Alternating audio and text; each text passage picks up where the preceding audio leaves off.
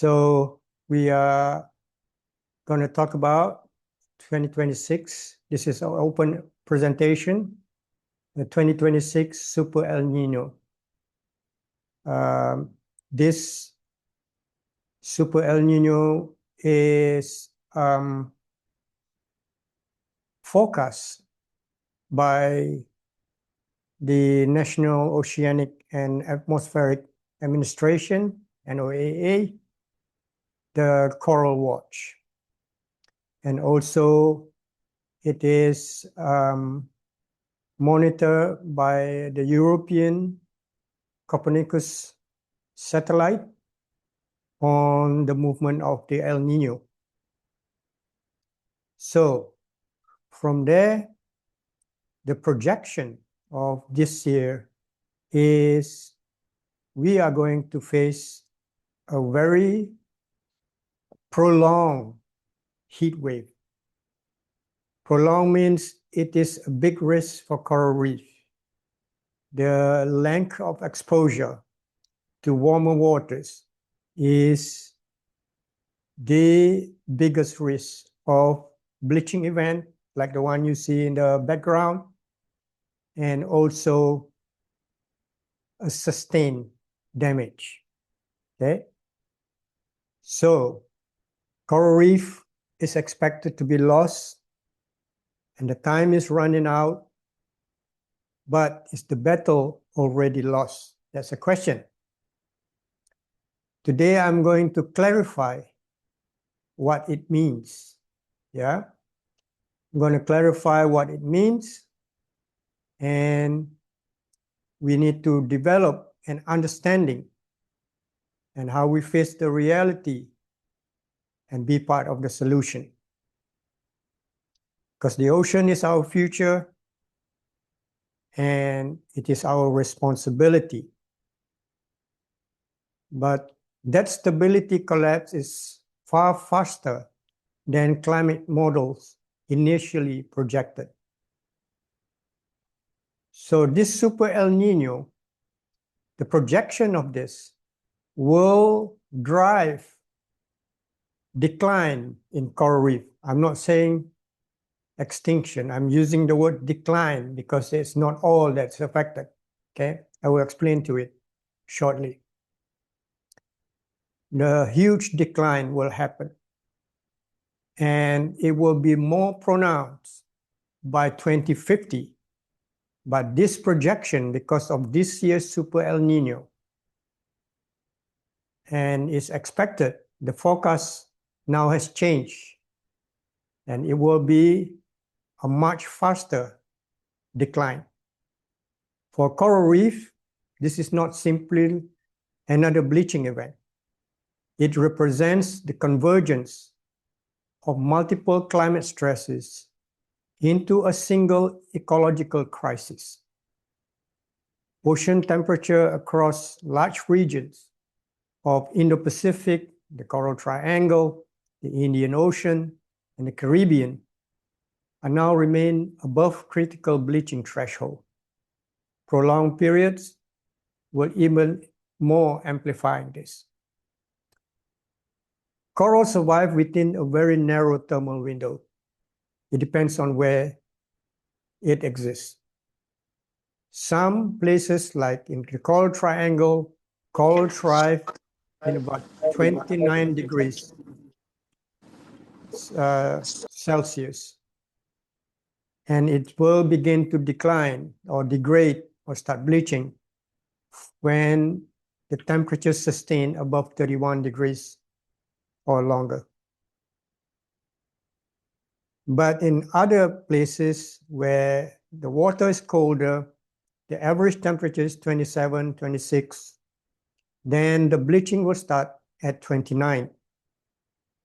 So this is what I'm going to point out, because the same species of coral that thrives in the Great Barrier Reef, for example, and in parts of the Coral Triangle, same species, live in slightly different temperatures. So we cannot take data from the Great Barrier Reef to apply to the Coral Triangle, because the same species live in the average temperature 29 to 30 degrees. Guys, somebody, can you mute, please? So, while in Australia, the average temperature is 27, so it's like 2 degrees difference. We are talking about same species. So the exposure to temperatures above 29, those corals, even though the same species survive a high temperature in the coral triangle, but the geography is different, okay? We'll relate to it shortly. So let's look at what happened. Right. So let's update ourselves. 2026, the forecast, the regional ocean temperature updates from NOAA and from Copernicus Marine Services is that the heat, the seawater temperature, satellite monitoring system from organizations like NOAA are detecting exceptionally elevated sea surface temperature anomalies across nearly every major tropical basins. These are not isolated hotspots. What they are observing is a synchronized warming event unfolding across an interconnected marine ecosystem on a planetary scale. The data reveals ocean temperatures remaining persistently above historical average for prolonged periods, creating conditions that can cause widespread marine heat wave, mass coral bleaching.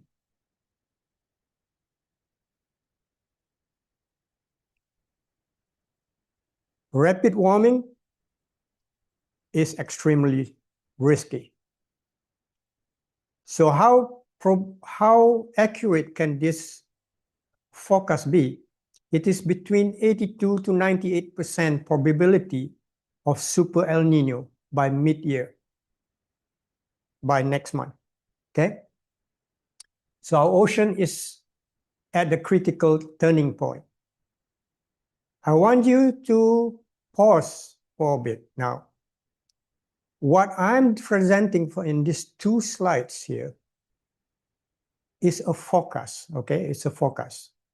Then don't get it wrong. Like, oh, I didn't see any bleaching in Komodo. I didn't see any bleaching in elsewhere, but there are mass bleaching in Perhentian Island or the mass bleaching in somewhere else. So we will talk about localized impact once we get to the next slide. So then in the tropical Pacific, this is where extreme heat stress and mass bleaching risk will happen. As you go further to the west, the situation, because of the geography in the Indian Ocean, it can be widespread marine heat wave, but not extreme. And then in the Caribbean, so we go in reverse now. Dangerous temperature anomalies, because normally El Nino impact this region so badly, okay? So, and then the last bit is the Atlantic Ocean. There also will be on the above average and rising temperature. What this means is that the ocean is sending us a warning. Yeah, a massive subsurface Kelvin wave began propagating eastward beneath the Pacific Ocean. Kelvin waves are an enormous pulse of warm water that travel along the equator below the surface. and often acting as the precursor to the formation of El Niño. In 2026, this warm water, the warm water is significantly intensified and rapidly developing across the surface in Central and Eastern Pacific, abruptly dismantling and fading during the La Nina phase. Last year, it was La Nina. That's why last year it was wet year. But La Nina from last year supposed to extend to the beginning of this year. But because of the huge anomaly of this Super El Niño, it has short-lived the La Nina and triggers build-up in temperature.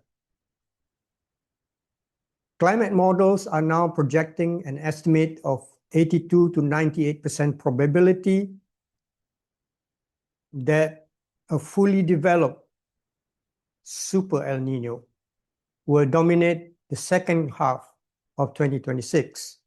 This is why I'm talking about this now, because we are entering the second half.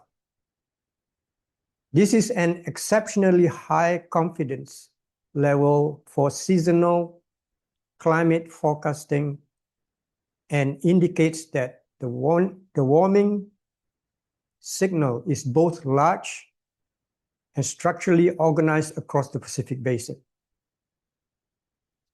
For coral reef, this number are catastrophic.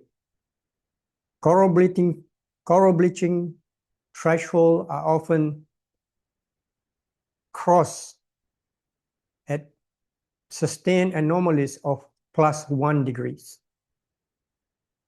We are expecting a +2 and higher in 2026. Mortality rates increase sharply, especially when the heat stress persists over several weeks, maybe several months. And a +3 degrees anomaly across broad regions represents thermal condition that far outside the evolutionary tolerance range of most reef building coral. Okay, especially Pacific Ocean. In the Western Pacific and the Coral Triangle region, which contains the highest marine biodiversity on Earth, are particularly vulnerable. These reefs are already recovering from repeated bleaching episodes over the last decade. In 2024, it is a rapid spike of sea surface temperature causing mass bleaching at some places in Southeast Asia and the Coral Triangle. Another extreme thermal event arriving in this rapid succession may push many reef systems beyond functional recovery. Even reefs that survive biologically may lose structural complexity, biodiversity, and its ecological resilience. So,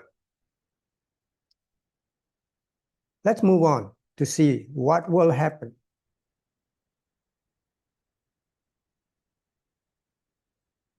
So, what's the impact when we reach this tipping point? The consecutive marine heat wave with zero time to recover, literally, because, well, it is not really accurate to say zero time, but 2024, the heat wave is short-lived between 2 weeks, 2 to 3 weeks in May of 2024, and it ends with the first rain on 16th of June, 2024. So between that and the entire 2025 until May this year now, there are some recovery, okay? There are many reefs that is impacted by mass bleaching during that period have recovered. We will talk about why that happens.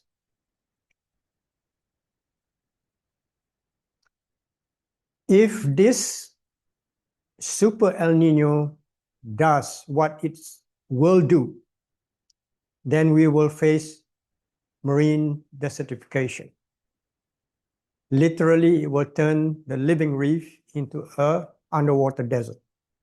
Prolonged thermal stress is turning biodiversity and thriving habitat into barren, lifeless zone.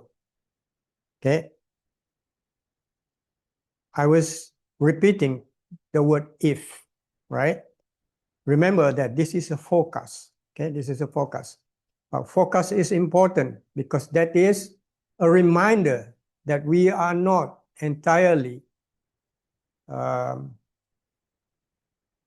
free from these threats. Okay. Then we are going to face, if that happens, we are going to face tropic cascade that is mass dying off.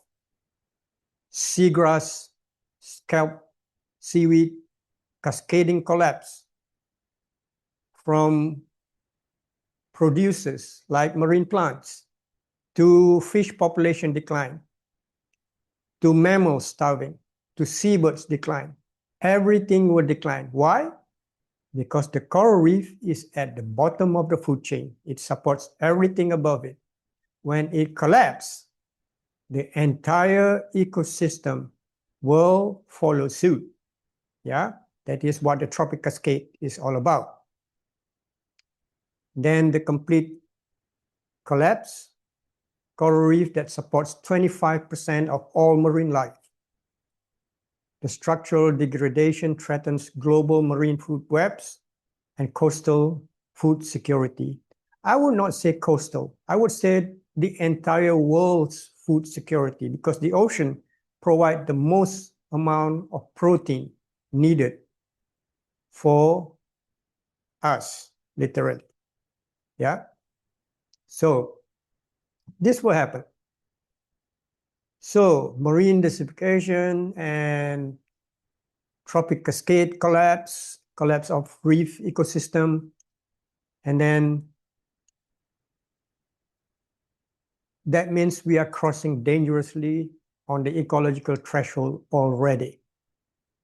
From biodiversity loss to system collapse, then we need to act now. How are we going to reverse it? How are we going to reverse the El Nino? I'm not talking about that. Okay, I will describe what action should we take in this situation and how can we not morally collapse or mentally collapse from this message alone. Okay, how do I stand for 45 years talking about this all the time? Because this is what I'm going to explain to you.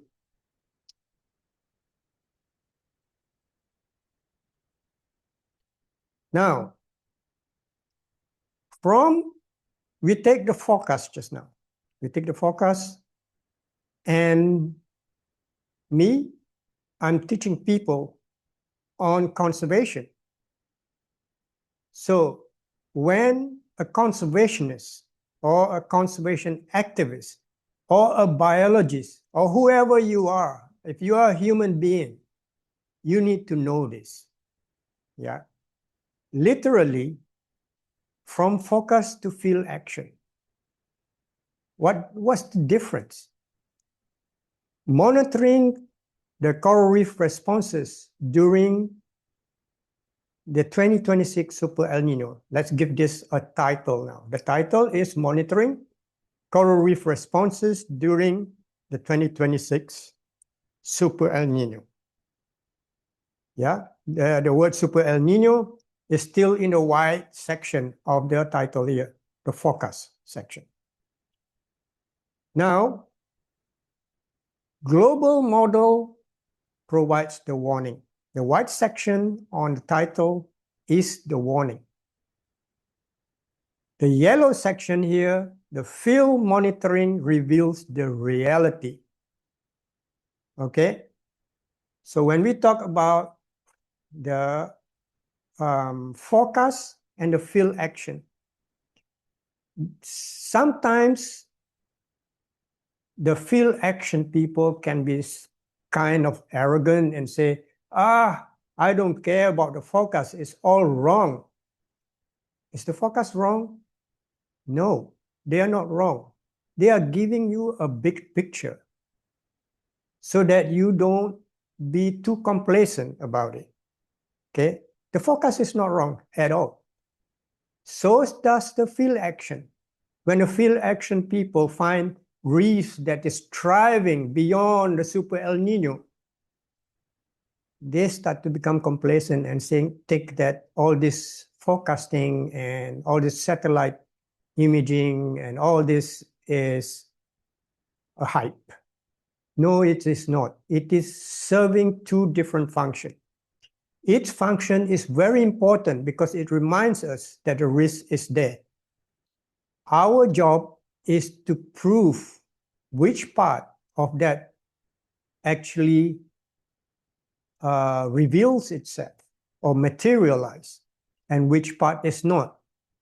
And the field people, the field monitoring reveals the reality, and in that process explains why the some reef thrives beyond Super El Niño, for example.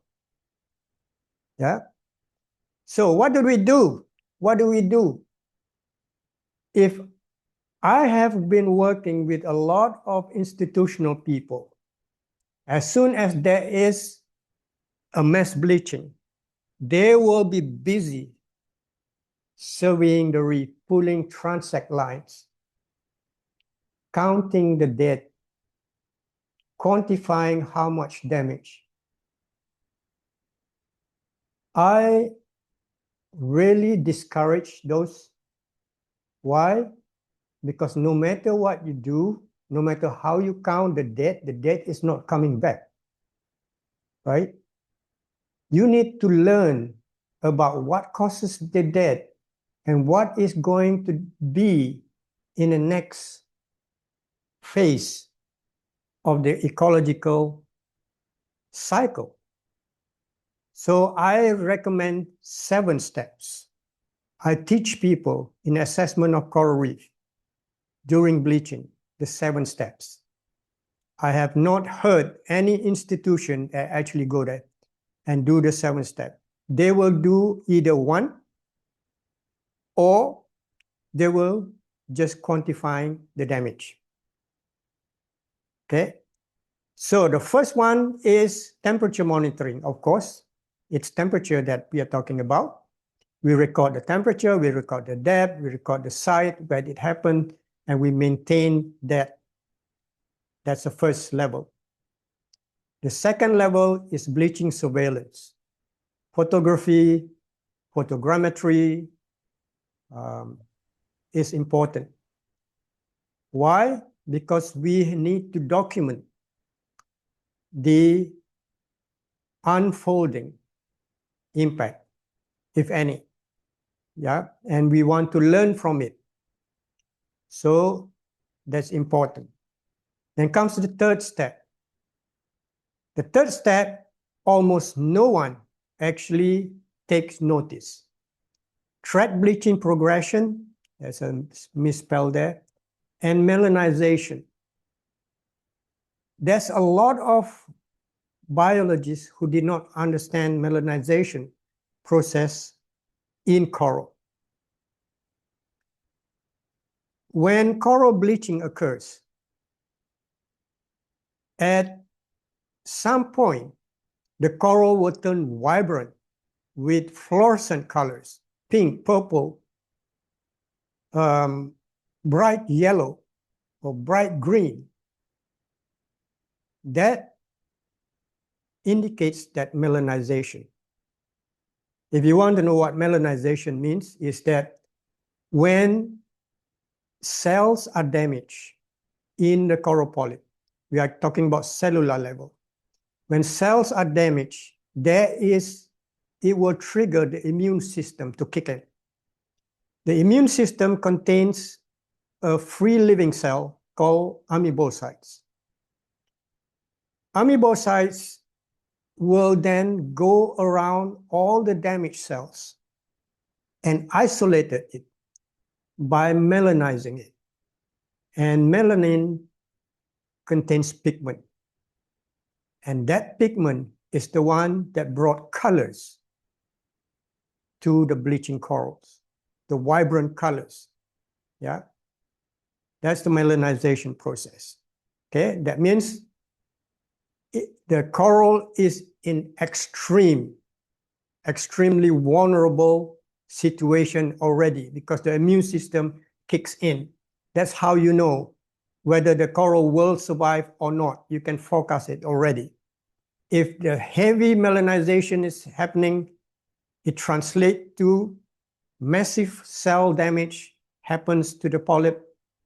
That means the survival will be slim. Okay, that's number 3. Nobody, as I know, except my interns and my apprentices that were taught about this, will go out and do this surveys. Okay, so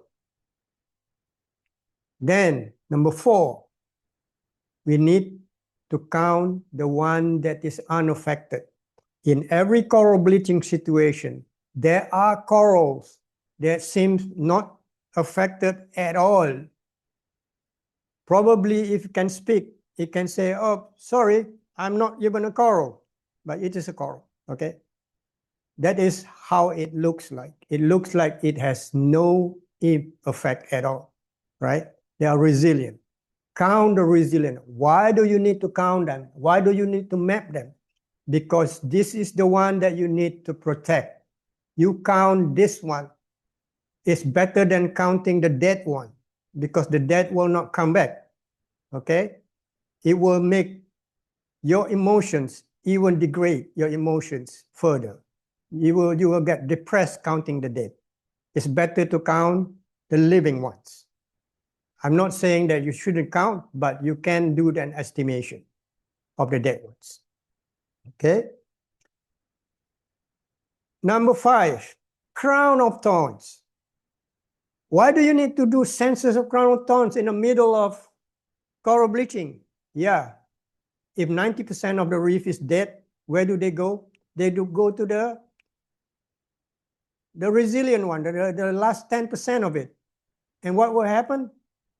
A secondary devastation will happen if you did not know how many crown of thorns there are and did not know how their foraging projections will be, for example. So it says their foraging trajectory. Where are they heading? They will be moving around in this situation. Check on them, count them, see where they are. Do foraging trajectory. If you don't know how to do that, come to my class and I will teach you. Okay? And then, number 6, regressive behavior. Go to the bleaching one. I'm not telling you to go to the bleaching one to count the dead, because the bleaching one, not all of them will die. Some will recover. So how do they recover? Through regressive behavior. Regressive behavior means if it was a tree during drought, some trees shed its branches to preserve energy consumption. Coral does the same. Coral have regressive behavior. Okay? So is it tissue regression? Is it partial mortality kind of regression? Is it polyp bailout? The polyp actually leave its skeleton. Nobody have seen it, I guess, but polyp bailout.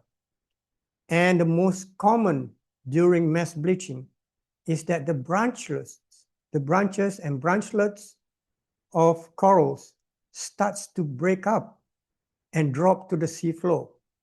This fragmentation is the reflex, a survival reflex of the coral colony. They don't have mobility. They cannot run away from the heat. but they can drop their branches. They can trigger fragmentation internally, break up their branches and drop it under their colony or somewhere around where probability of survival is higher. These are the regressive behavior of coral colonies that needs to be checked. Then, if you have the technology, you can do dynamic reef mapping. You can map the hotspots. You can map the mortality zones. You can map recovery zones, refugia, places where unaffected for some reason. For example, a reef by a tall cliff facing west will only get 6 hours or 5 hours of sunlight during the day. And therefore, corals there have a better chance of survival. That's a refuge. Refugia is where refuge is. Point of refuge. Check, map it, mark it, repeat mapping throughout the bleaching events. This is what you can do. Why? Because it helps you explain why some reefs survive and why some reefs will be totally devastated. Because by understanding these 7 factors, it will help you understand and not become depressed and jump off a building, okay? Because it is not the end of the world.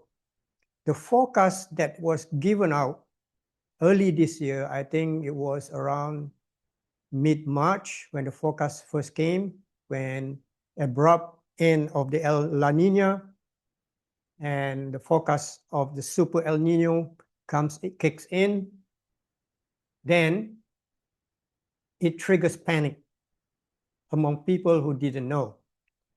Yeah. So this is what we need to do. We are divers. We need to go to the field. We need to train ourselves. We need to familiarize with surveying. We need to help scientists, help researchers, help conservation agencies on giving them the probability of what will happen, yeah, at a localized area, okay? So you can look at the goal at number 1, identify localized thermal anomalies and potential refugia. That is number 1, yeah?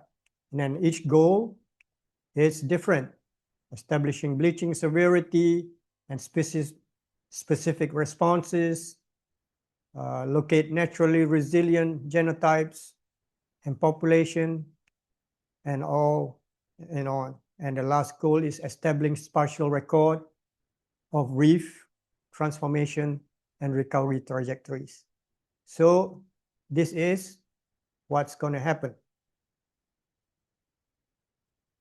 So when forecasts came in, when reports come in from NOAA or from Copernicus Marine Services or from any climate modeling satellite services, when those forecasts come in, they are not telling you a lie.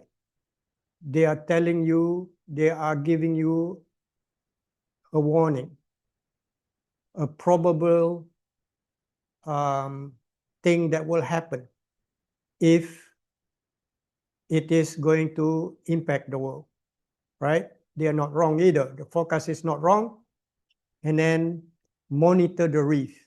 Don't go monitoring the forecast just to find flaw with the report and commenting badly on the forecasting, saying that all this NOAA and Copernicus Marine Service, their reports are a lie or hype or whatever.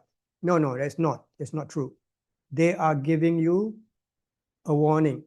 Yeah, global model provides the warning so that we are not too complacent about things. But with that warning, we need to go out there and do something to find out if that warning actually applies to your location or not. Okay? So the Super El Niño of 2026 may define the future of many coral ecosystems, obviously. The reef that survive will reveal the mechanism of resilience needed for the next generation of conservation and organic reef rehabilitation strategies. What's the last sentence? Organic reef rehabilitation strategies. Because these 7 points are all related to what we call the biotic sides of an ecosystem. That means if you are biology, this is your scope of action. Don't talk about the artificial reef. They are abiotic. You are not even belong to engineering. Yeah, work on this. So I can go on and on, but this is the end of this slide. So if you have any question, I would love to answer if it's possible. If not, I will do more research to find out. Okay? Any question, guys? Hello? I'm here. Well, it doesn't leave many questions, to be honest. So it's shocking. It's shocking. Okay. Yeah. So you have to be like me, you know? If you Monitor the movements. if you don't put everything into emotion, right? Yeah. You can work with reality. That's how I last for a very long time. Not that I am heartless or I don't have any emotion. I do have emotion, but for science, I work with science. Okay. It can be sad sometimes, it can be very happy sometimes, but yeah. So Sorry, my dog is going a bit wild if you hear that. so No, but so don't worry about it. as Just I go out said, there. when I go diving and I see what the last heat wave did in Asia, I see people that may not dive there before, and they're super happy with what they've seen. What I see after diving for over 20 years or more, I don't know how long, at the same dive sites, is graveyards, and it makes me feel so sad. I come up with tears sometimes. Yeah. So next time when you go to this graveyard, right? I want you to Sorry, go. I called it that way. I want you to go and take a very, very close look. Yeah. And you will be surprised. You will find tiny, tiny bits of living coral. Yeah. Because coral reef does not develop like tomorrow, it doesn't grow that way. It takes many, many years. So probably those reef that is dead for 10 years, they're already in the time that they will regrow again. But it will take another 20 years or so. So for us, in 10, 20 years is too many, but for coral reef, it's like a minute in an hour, okay? Yeah, but so, yeah. one heat wave after the other, which is happening. Yeah. When will it have time to recover and regrow? Because it's not going to get better, I think. Okay, I'm going to give you one thing that you need, maybe because it's recorded and it's going to be in the YouTube. I'm going to say this. I'm going to say this. If this forecast of Super El Nino actually happen and devastate every reef on Earth, right? Every reef on Earth. Now, will those carbon trading, the money that used to trade carbon, to buy carbon credits so that business can be as usual, will that money replace the coral reef that was lost? Nothing, it's fake. This is why greenwashing. I'm against carbon credit, because Yeah. it allows corporation to do business as usual, Yeah. to produce carbon emission.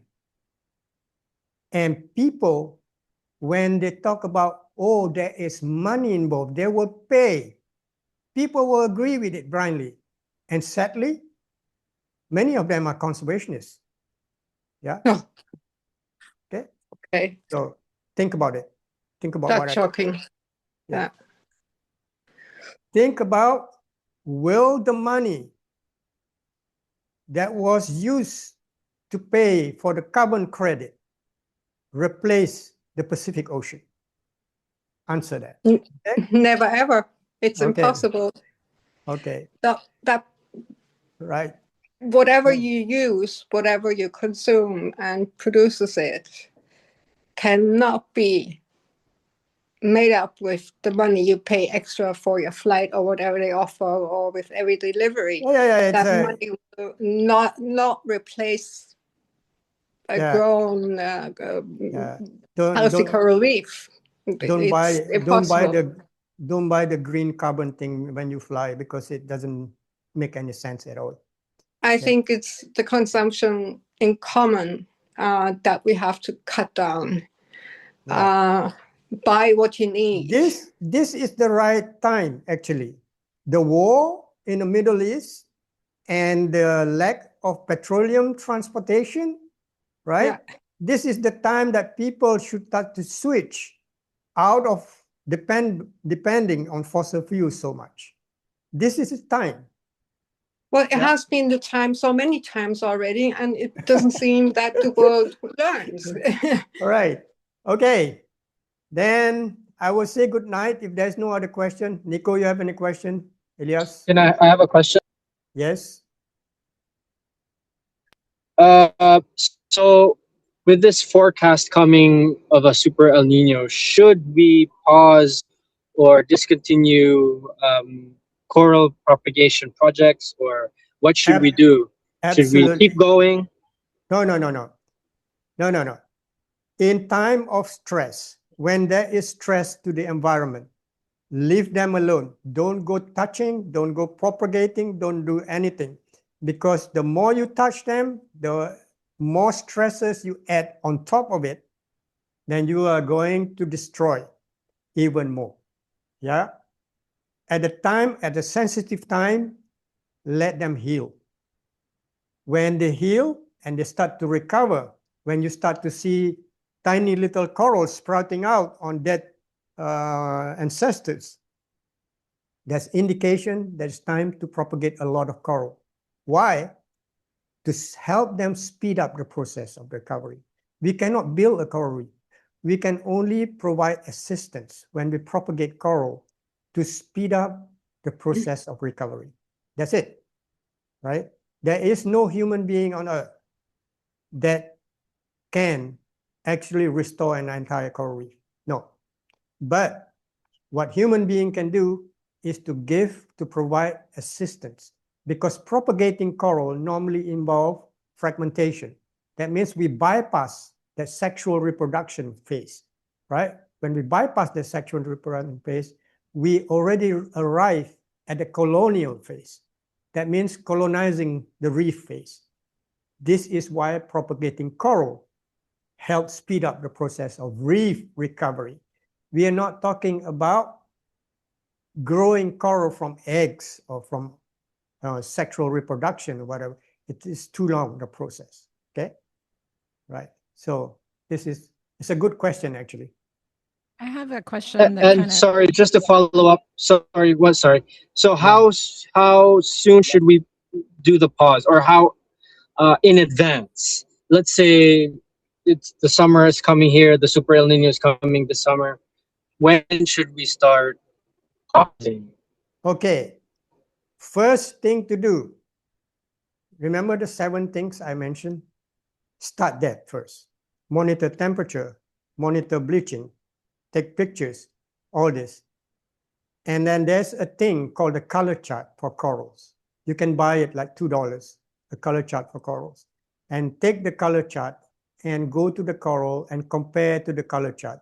If it's getting pale and pale and pale, that means it's degrading. That means the bleaching cycle has initiated.